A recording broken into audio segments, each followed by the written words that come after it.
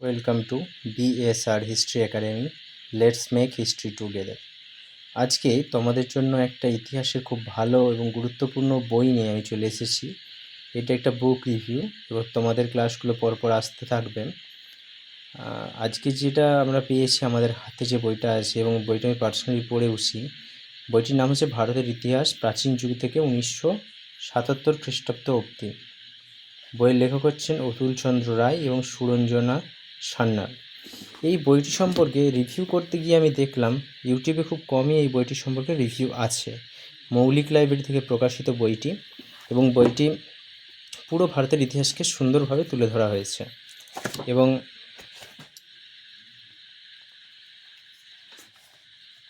এই বইটির পৃষ্ঠা সংখ্যা হচ্ছে তোমরা দেখতে পাচ্ছ 710টি পাতা আছে এই বইটিতে।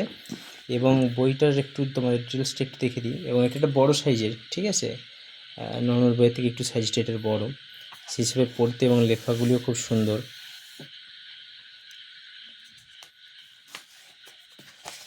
তোমরা নিচে দেখে নিতে পারছো যে কতগুলি সংস্করণ হয়েছে।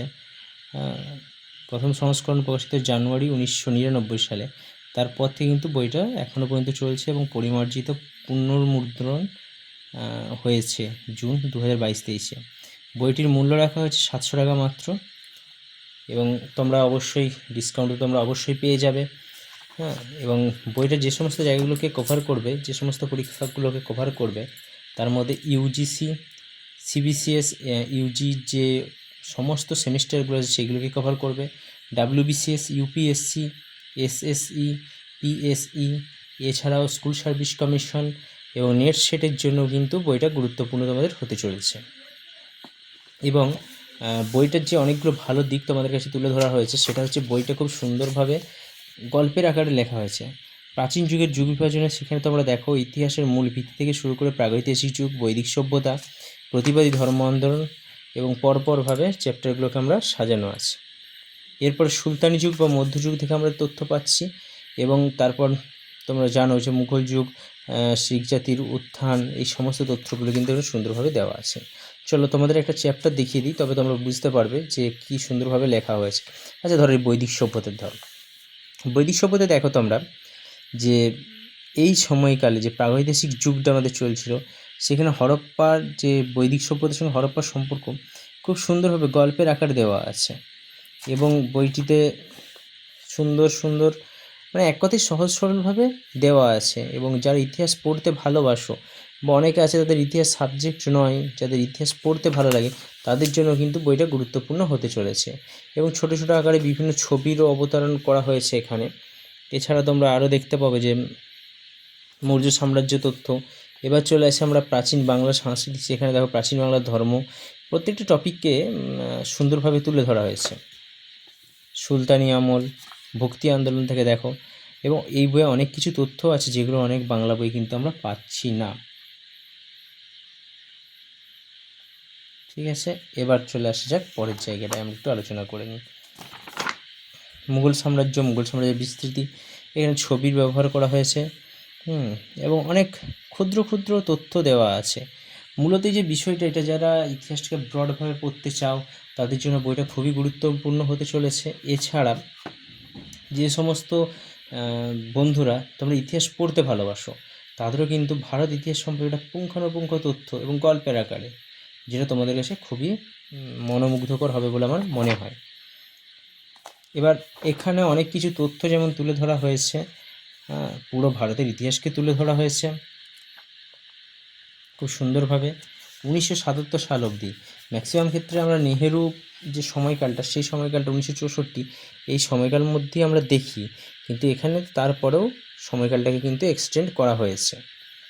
এবার যদি চলে আসি বইটার ভালো দিক সম্পর্কে, তাহলে প্রথম কথা আমি যেটা বলবো একজন ইতিহাস স্টুডেন্ট হিসাবে, দেখো কোনো বইতে এককভাবে আমি যদি বলি যে পুরোটাই তুমি পাবে, সেটা কিন্তু ভুল বলা হবে।